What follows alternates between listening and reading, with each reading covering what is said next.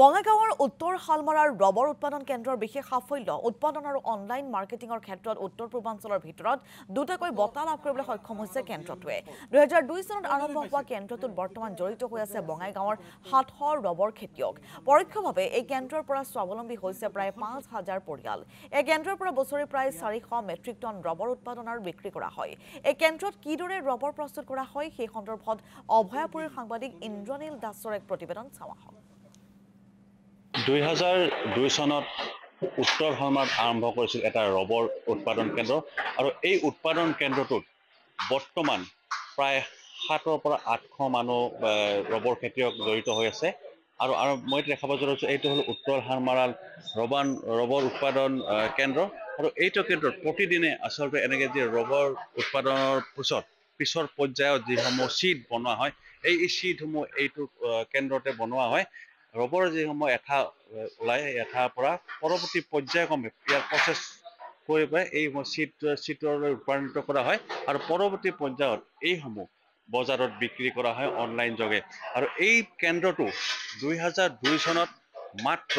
30 জন খেতিয়কে আৰম্ভ কৰিছিল আৰু এই কেন্দ্ৰটো বৰ্তমান এক বিশাল ৰূপ হৈছে উত্তৰ শালমাৰাৰ এইটো ৰবৰ উৎপাদন কেন্দ্ৰত আৰু বৰ্তমান দেখাবলৈ যত্ন কৰিছে এইসমূহ ৰবৰ চিটসমূহ বনাই এনেদৰে শুকাবলৈ দিয়া হৈছে এই দীঘলীয়া প্ৰচেছৰ পিছত পৰিক্ৰমাৰ পিছত এইসমূহ বিক্ৰীৰ বাবে তৈয়াৰ কৰা হয় আৰু 2002 চনৰ পিছত আজি 2025 চনত তেওঁলোকে উত্তৰ পূৰ্বাঞ্চলৰ ভিতৰতে এক বিশেষভাৱে তেওঁলোকে এক ইয়াৰ যি উৎপাদন কেন্দ্ৰত এক বিশেষ নাম ৰাখিবলৈ সক্ষম হৈছে দুটাকৈ পুৰস্কাৰ পাবলৈ সক্ষম হৈছে তেওঁলোকৰ পৰা আমি এই ৰবৰ কেন্দ্ৰৰ বিষয়ে কিছু জানিবলৈ চেষ্টা কৰিম এই ৰবৰ কেন্দ্ৰটোৰ পৰিচালক সভাপতি আমাৰ লগত আছে কিমান চনত কেনেদৰে আৰম্ভ কৰিছিল আজি কি পৰ্যায় পালে কেন্দ্ৰ নমস্কাৰ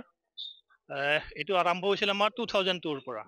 2002 পৰা তেতিয়া মেম্বাৰ সদস্য সংখ্যা কম আছিল মাত্ৰ 30 জন মান মেম্বাৰ্ছ আছিল তেতিয়া 30 জন 35 জন এনেকুৱা আৰু প্ৰডাকশ্যন হোৱা মেম্বাৰ্ছ আছিল মোটামুটি 11 জন মান আছিল কিন্তু সেই বস্তুটো আজি আহি আমাৰ এই অঞ্চলত মোটামুটি আজিকাল 700 মান আমাৰ নৰ্থ শালমাৰা ৰাবাৰ প্ৰডাকশ্যনৰ মেম্বাৰ্ছ আছে আপোনালোকে দুটাকৈ পুৰস্কাৰ পাবলৈ সক্ষম হৈছে কি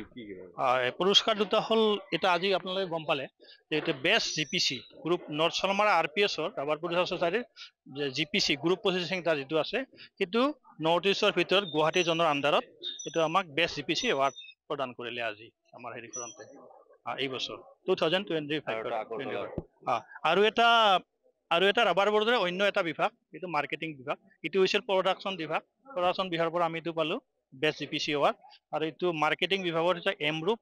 অনলাইন তাৰমানে ই ট্ৰেডিং যিটো ঠাই ই ট্ৰেডিংটোত বেষ্ট পাৰফৰ্মাৰ হিচাপে আমি এৱাৰ্ড পাইছোঁ 2025 ইয়াত কিমান উৎপাদন আৰু এইদৰে ৰবৰ